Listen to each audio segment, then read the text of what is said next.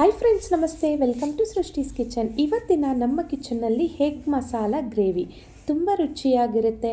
ತುಂಬ ಸುಲಭವಾದ ವಿಧಾನದಲ್ಲಿ ಚಪಾತಿಗೆ, ದೋಸೆಗೆ ಅಥವಾ ವೈಟ್ ರೈಸ್ಗೆ ಹಾಕ್ಬೋದು, ಬಿರಿಯಾನಿಗೆ ಸೈಡ್ ಡಿಶ್ಗೆ ಹಾಕ್ಬೋದು. ತುಂಬ ಟೇಸ್ಟಿಯಾಗಿರುತ್ತೆ. ಈ ಗ್ರೇವಿ ಸಹ ಅಷ್ಟೇ ಈ ರೀತಿ ತಿಕ್ಕಾಗಿ ತುಂಬ ರುಚಿಯಾಗೂ ಬರುತ್ತೆ. ಹಾಗಿದ್ರೆ ಈ ಎಗ್ ಮಸಾಲ ಕರಿನ ಮಾಡ್ಕೊಳ್ಳಿಕ್ಕೆ ಬೇಕಾಗಿರೋವಂಥ ಇಂಗ್ರೀಡಿಯೆಂಟ್ಸ್ ಏನು ಅಂತ ಇವತ್ತಿನ ದಿನ ವಿಡಿಯೋದಲ್ಲಿ ನಾನು ತೋರಿಸ್ಕೊಡ್ತಾ ಇದ್ದೀನಿ. ವಿಡಿಯೋ ಸ್ಟಾರ್ಟಿಂಗ್ ಟು ಎಂಡಿಂಗ್ವರೆಗೂ ಸ್ಕಿಪ್ ಮಾಡ್ದಿರ ನೋಡಿ. ಫ್ರೆಂಡ್ಸ್, ಈ ಎಗ್ ಮಸಾಲ ಕರಿನ ಮಾಡ್ಕೊಳ್ಳಿಕ್ಕೆ ಮೊದಲಿಗೆ ಇಲ್ಲಿ ಮೊಟ್ಟೆಯನ್ನು ಬೇಯಲಿಕ್ಕೆ ಇಟ್ಟಿದ್ದೀನಿ ಸ್ಟವ್ ಮೇಲೆ. ಮೊಟ್ಟೆ ಬೇಯೋಷ್ಟರಲ್ಲಿ ಇದಕ್ಕೆ ಒಂದು ಮಸಾಲ ಪೇಸ್ಟ್ ರೆಡಿ ಮಾಡ್ಕೊಳ್ಳೋಣ. ಈಗ ಸಣ್ಣದೊಂದು ಮಿಕ್ಸಿ ಜಾರ್ ತೆಗೆದುಕೊಂಡು ಇದಕ್ಕೆ ದೊಡ್ಡ ಸೈಜ್ದು ಒಂದು ಈರುಳ್ಳಿನ ಎಣ್ಣೆಯಲ್ಲಿ ಫ್ರೈ ಮಾಡಿ ಹಾಕಿರೋವಂಥ ಈರುಳ್ಳಿ, ಇದು ಹಸಿ ಈರುಳ್ಳಿ ಅಲ್ಲ, ನೆನಪಿರಲಿ. ಈಗ ಇದಕ್ಕೊಂದು ಸ್ವಲ್ಪ ಹಸಿ ಶುಂಠಿನ ಹಾಕ್ಕೊಂಡೆ. ಒಂದು 6 ರಿಂದ 7 ಬೆಳ್ಳುಳ್ಳಿ ಹೆಸಳನ್ನು ಹಾಕ್ಕೊಳ್ತಾ ಇದ್ದೀನಿ. ಈಗ ಸ್ಪೈಸಸ್ಗೆ ಬಂದು ಇದಕ್ಕೆ ನಾನು ಒಂದು ಏಲಕ್ಕಿಯನ್ನು ಸೇರಿಸ್ಕೊಳ್ತಾ ಇದ್ದೀನಿ. ಹಾಗೆಯೇ ಒಂದು ಸ್ವಲ್ಪ ಚಕ್ಕೆಯನ್ನು ಹಾಕ್ಕೊಳ್ತಾ ಇದ್ದೀನಿ. ಒಂದು 3 ಲವಂಗನ ಹಾಕ್ಕೊಳ್ತಾ ಇದ್ದೀನಿ ಇದಕ್ಕೆ.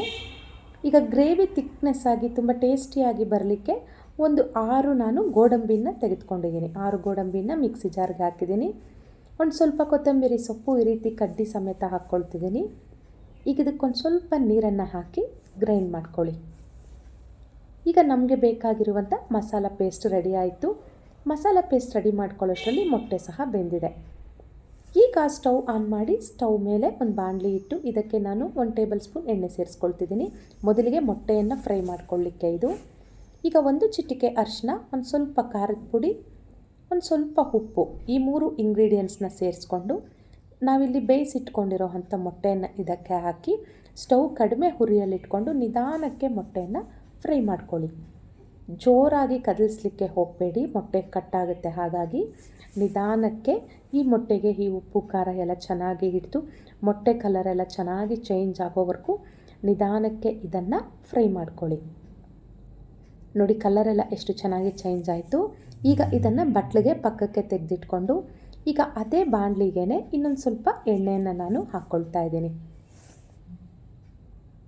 ಈಗ ಎಣ್ಣೆ ಬಿಸಿ ಆದಮೇಲೆ ಇದಕ್ಕೆ 1 ಸ್ಪೂನಷ್ಟು ಜೀರಿಗೆಯನ್ನು ಹಾಕ್ಕೊಳ್ತಾ ಇದ್ದೀನಿ.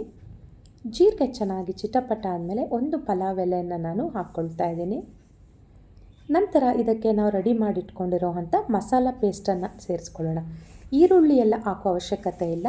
ನಾವು ಆಲ್ರೆಡಿ ಈರುಳ್ಳಿನ ಮಸಾಲೆ ರುಬ್ಬುವಾಗ ಹಾಕಿದ್ದೀವಿ. ಸೊ ಹಾಗಾಗಿ ಈರುಳ್ಳಿ ಮತ್ತು ಒಗ್ಗರಣೆಗೆ ಹಾಕೋ ಅವಶ್ಯಕತೆ ಇಲ್ಲ.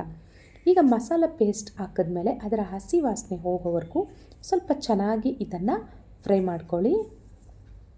ಈಗ ಈ ರೀತಿ ಸೈಡಲ್ಲೆಲ್ಲ ಎಣ್ಣೆ ಬರಲಿಕ್ಕೆ ಶುರುವಾಗುತ್ತೆ. ಈ ಸಮಯದಲ್ಲಿ ಇದಕ್ಕೆ 1 ಟೀ ಸ್ಪೂನಷ್ಟು ಧನಿಯಾ ಪುಡಿ, 1 ಟೀ ಸ್ಪೂನಷ್ಟು ಅಚ್ಚ ಖಾರದ ಪುಡಿ, ರುಚಿಗೆ ತಕ್ಕಷ್ಟು ಉಪ್ಪು, ಒಂದು ಅರ್ಧ ಟೀ ಸ್ಪೂನಷ್ಟು ಗರಂ ಮಸಾಲ, ಇಷ್ಟು ಇಂಗ್ರೀಡಿಯೆಂಟ್ಸ್ನ ಸೇರಿಸ್ಕೊಂಡು ಎಲ್ಲ ಚೆನ್ನಾಗಿ ಮಸಾಲ ಪೇಸ್ಟ್ಗೆ ಹೊಂದ್ಕೊಳ್ಳೋ ಥರ ಈ ರೀತಿ ಚೆನ್ನಾಗಿ ಇದನ್ನು ಫ್ರೈ ಮಾಡ್ಕೊಳ್ಳಿ.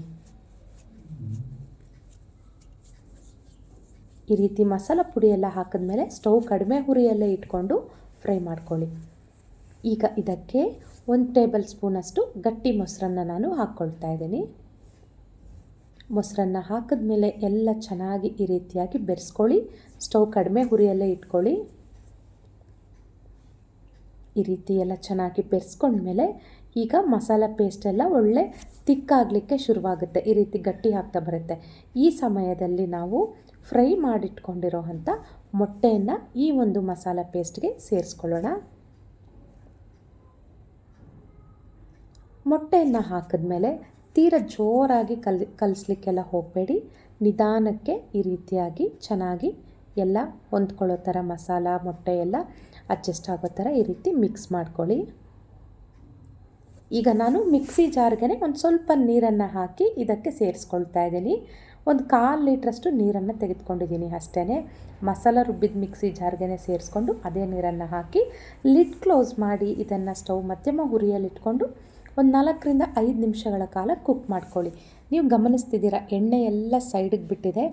ಗ್ರೇವಿ ಥಿಕ್ನೆಸ್ ಸಹ ಚೆನ್ನಾಗಿ ಬಂದಿದೆ. ಈಗ ಸ್ವಲ್ಪ ಕಸೂರಿ ಮೆಥಿನ ಹಾಕ್ಕೊಳ್ತಾ ಇದ್ದೀನಿ ಕೊನೆಯಲ್ಲಿ. ನೋಡಿ ಎಷ್ಟು ಚೆನ್ನಾಗಿ ಗ್ರೇವಿ ಬಂದಿದೆ. ತುಂಬ ಅಂದರೆ ತುಂಬ ರುಚಿಯಾಗಿರುತ್ತೆ.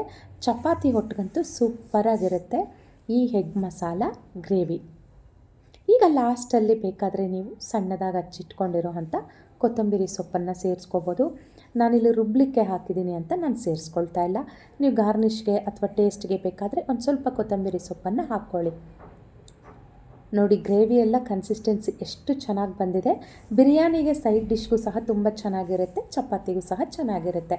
ಫ್ರೆಂಡ್ಸ್, ಈ ರೆಸಿಪಿ ನಿಮ್ಗೆ ಇಷ್ಟ ಆಗಿದ್ದಲ್ಲಿ ನನ್ನ ಚಾನಲ್ಗೆ ಲೈಕ್ ಮಾಡಿ, ಶೇರ್ ಮಾಡಿ, ಸಬ್ಸ್ಕ್ರೈಬ್ ಮಾಡಿ. Thanks for watching.